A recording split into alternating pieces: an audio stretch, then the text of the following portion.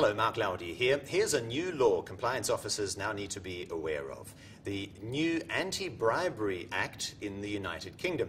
Now, you might already be familiar with the so-called FCPA, the Foreign Corrupt Practices Act in the United States. But this new law in the UK is another thing that compliance officers have to worry about. To find out more about it, I'm joined by Michael Osajda, who is an attorney and also business ethics consultant. Michael, you were speaking here today at a seminar for WorldCheck. Tell us a little bit more about the most important point that compliance officers need to know about this new act. Well, the new act basically takes bribery, and it prohibits both public and private bribery in the UK and overseas for UK entities. It prohibits bribery of foreign public officials wherever it happens for UK citizens, UK entities, and it creates a new offense, which is failure to prevent bribery, which can be applied to both UK citizens and also virtually any company that does any business in the United Kingdom.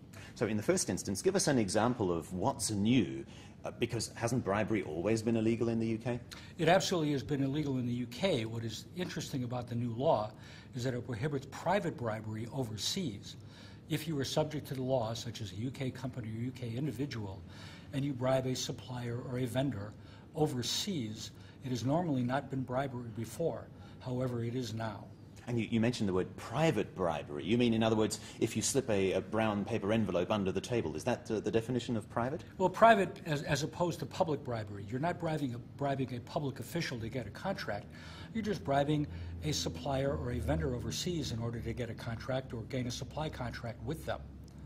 So, in other words, private individuals are also now drawn into the fold. And you mentioned prevention of bribery. That's got huge implications. How do you prevent one of your staff, maybe one of your 10,000 staff, from bribing somebody overseas? Well, hopefully you will prevent that by having what the UK has called adequate procedures, which are ill-defined right now. We expect a definition to come out from the Secretary of State in July. But if we harken back to think what that means, we can probably look for guidance to some of the United States precedents, such as the U.S. Federal Sentencing Guidelines for Organizations, which were published, I believe, in 1997. And they set forth about 8 specific steps that a company can do that would help them prophylactically to prevent bribery. Name us 2 or 3 of those. Well, 2 or 3 of them. In other words, have tone at the top. Have your board of directors understand that you're going to be an ethical company and actually promulgate a policy that says we should do that. If you're going to employ third parties in order to help you do business, ensure that these third parties are good, ethical third parties by doing due diligence upon them. Training your personnel, both internally and externally, on what your expectations of them are.